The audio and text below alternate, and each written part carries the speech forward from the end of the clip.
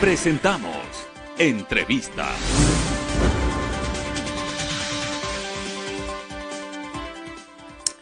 Amigos televidentes, a esta hora saludamos a Pablo Solines, experto en tecnología y protección de datos. Se cumple un año, entiendo yo, de esta ley, esta joven ley de protección de datos, pero ¿qué es lo que ha pasado en la práctica? ¿Se está aplicando esta ley? ¿Está determinando que nuestros datos estén seguros, que no haya hackeos a cuentas de instituciones importantes, de empresas públicas? Eso es lo que queremos saber en este momento. Bienvenido, Pablo, gracias por aceptar la invitación a este diálogo. ¿Cómo evaluar este primer año de vigencia de esta ley? Muchas gracias por la entrevista, un saludo a toda la audiencia. En efecto, el día de hoy se cumple un año de vigencia de la ley, una ley de la que estamos muy expectantes, ¿no? Todos los que hemos estado muy involucrados en este medio. Y en ese sentido, pues, justamente esta ley viene a empoderar al ciudadano, porque viene a regular un derecho fundamental que estaba reconocido en nuestra Constitución, y a través de la misma lo que se busca justamente es que el ciudadano tenga el control sobre la disposición de sus datos, ¿no? En ese sentido, pues, la ley justamente entró en vigencia desde su promulgación, es decir, desde hace un año. Sin embargo, se estableció un ámbito, un periodo de gracia para que aplique el régimen sancionador administrativo, y esto ha hecho definitivamente que en algunos aspectos se retrase el proceso de lo que es la implementación y adaptación a la norma por parte de muchas organizaciones, entidades y empresas que han visto aún el tiempo muy prolongado para justamente realizar este proceso de adaptación, ¿no? Y ello, claro, desde el punto de vista técnico puede resultar un error en el sentido de que un proceso de adaptación de una ley de estas características toma mucho tiempo, y en ese sentido, pues, claro, ya nos queda un año de que este régimen sancionador inicie, pues, en vigencia, y claro, las empresas de alguna manera estén en apuros para poder estar en línea con la normativa. Y eso ha determinado, o más bien, ¿cómo entender, por ejemplo, que en este momento todavía se siguen habiendo problemas de hackeos a los datos en instituciones importantes? Se me ocurre acá en Quito la Agencia Nacional de Tránsito, al propio municipio de Quito. Es decir, se suponía que con la nueva ley esto ya no iba a suceder, pero sigue sucediendo. Entonces, ¿qué es lo que tenemos que esperar, Pablo?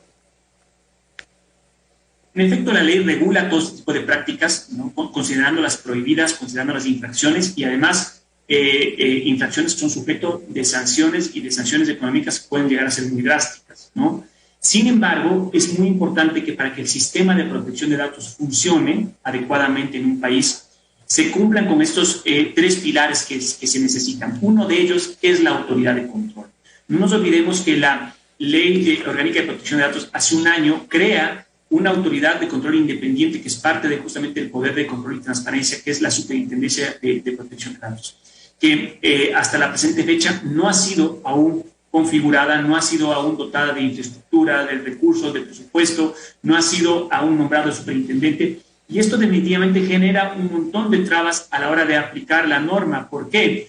Porque justamente la autoridad está llamada a realizar la vigilancia y control de la ley, y obviamente de ejercer su potestad sancionadora en caso que determine infracciones, de tal forma que si no cuentas con una autoridad, dejas que muchas de las disposiciones que están en la normativa no se cumplan justamente por esta imposibilidad de control. ¿De quién depende esto, Pablo? Bueno, justamente las autoridades de la función de control y transparencia deben ser designadas por el Consejo, ¿no?, de Participación Ciudadana, que obviamente es una tarea pendiente que tiene el nombramiento de esta autoridad. Definitivamente hemos esperado mucho tiempo para que ello ocurra. Sin embargo, los tiempos se siguen prolongando, y creemos que hasta que no se nombre autoridad, muchas de las disposiciones contenidas en la ley van básicamente a quedarse allí. Simplemente la ley, por más buenas intenciones que se tengan. Y obviamente, definitivamente consideramos que es necesario que se emita el reglamento a la ley, dado que hay muchos elementos, muchas instituciones, muchos conceptos previstos en la normativa que requieren de una regulación más específica, y que lo desarrolle de manera adecuada y que permita obviamente una aplicación más evidente y más práctica de los preceptos que plantean. O sea, en definitiva, Pablo, quiere decir que la ley en este momento no se está cumpliendo, o en qué porcentaje cree usted que se esté cumpliendo. Si no existe la autoridad reguladora o sancionadora, si no existe un reglamento, quiere decir que hay una ley vigente, pero que definitivamente no está vigente o no se cumple. Bueno, muchas empresas y organizaciones, sobre todo el sector privado, han tomado conciencia de la necesidad de adaptarse a la ley, como digo, porque un proceso de adaptación y de implementación de medidas es harto largo, es muy largo. No es algo que se lo logra de la noche a la mañana, sobre todo porque tiene que venir precedido de un proceso de evaluación y diagnóstico que asimismo toma tiempo. En ese sentido, pues vemos que muchas empresas que quieren cumplir con la normativa, sobre todo para no tener el día de mañana inconvenientes, ya han iniciado estos procesos. Sin embargo, encontramos que muchas otras, como digo, se han tomado esto con mucho más calma, por un lado, y sobre todo las instituciones del sector público, ¿no? Que son los principales llamados a cumplir con la norma, porque en muchos de los casos, incluso en el ejemplo, por ejemplo, que usted ponía, ¿no?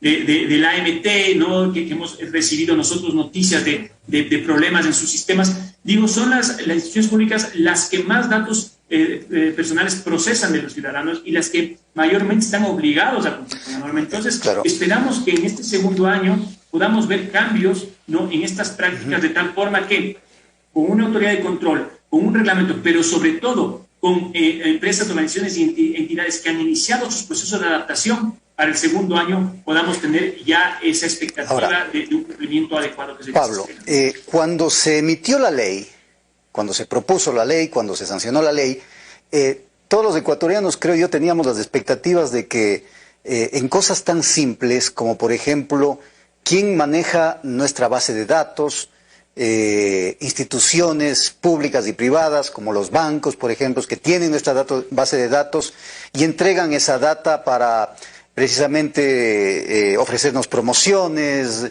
de créditos, para ofrecernos paquetes telefónicos, etc. Pero todavía nos siguen llamando, todavía nos siguen de alguna manera hostigando con esta información. Es decir, nada ha cambiado. Entonces, el ciudadano común quiere saber cuándo va a terminar esto.